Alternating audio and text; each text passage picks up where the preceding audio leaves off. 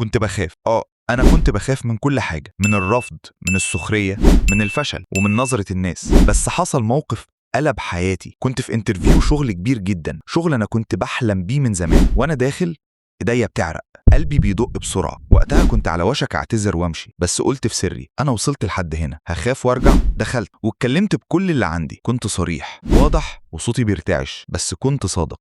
عارف ايه اللي حصل؟ اتقبلت. مش بس كده، الراجل اللي قابلني قال لي أنا شفت فيك شخص واجه خوفه، وده اللي فرقك عن الباقي. السر التاني في طريق النجاح مش إنك ما تخافش، السر إنك تواجه خوفك. الخوف عمره ما بيروح، لكن لما تواجهه انت اللي بتكبر مش هو. كل مرة كنت بهرب كنت بخسر جزء مني، بس لما بدأت أواجه حتى لو خسرت كنت بكسب احترام نفسي، وده أغلى من أي حاجة تانية. صلوا على النبي كده الأول، وما تنساش تشترك في القناة علشان نكمل سوا باقي الخطوات.